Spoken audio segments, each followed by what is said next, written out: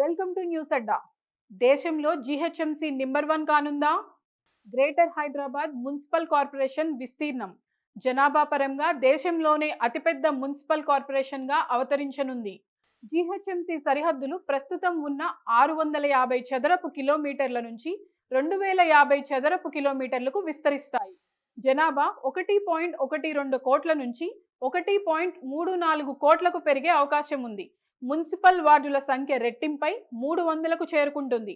నగర శివారులోని 27 మున్సిపాలిటీలను విలీనం చేయడం ద్వారా గ్రేటర్ హైదరాబాద్ మున్సిపల్ కార్పొరేషన్ విస్తీర్ణం జనాభా పరంగా దేశంలోనే అతిపెద్ద మున్సిపల్ కార్పొరేషన్గా అవతరించనుంది. పంచాయతీలు, మున్సిపాలిటీలు, చిన్న కార్పొరేషన్లు సహా 27 మున్సిపాలిటీలు విలీనం కావడం వలన జీహెచ్ఎంసీ తెలంగాణ కోర్ అర్బన్ రీజియన్గా మారుతుందని కమిషనర్ ఆర్వి కర్ణన్ జీహెచ్ఎంసీ తెలిపారు. వార్డుల పునర్విభజన కోసం గత వారం జారీ చేసిన ప్రాథమిక నోటిఫికేషన్పై చర్చించడానికి ప్రత్యేక సమావేశం ఏర్పాటు చేశారు. ఎమ్మెల్యేలు, ఎమ్మెల్సీలు, కార్పొరేటర్లు, ఎక్స్ అఫీషియో సభ్యులు ఈ సమావేశంలో పాల్గొని తమ సూచనలను, అభ్యంతరాలను లేవనెత్తారు.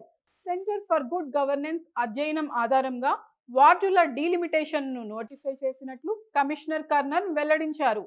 ప్రభుత్వం ప్రజల నుంచి సూచనలను, అభ్యంతరాలను కోరిందని తెలిపారు. ఆ తర్వాత తుది నోటిఫికేషన్ వస్తుందని అన్నారు. ఇప్పటి వరకు 3000కి పైగా అభ్యంతరాలు వచ్చాయని, అభ్యంతరాలను సమర్పించడానికి డిసెంబర్ 17 చివరి తేదీ అని వెల్లడించారు.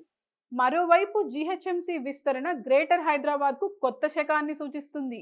మరిన్ని ప్రాంతాలను ఏకీకృత పాలనలోకి తీసుకువస్తుంది.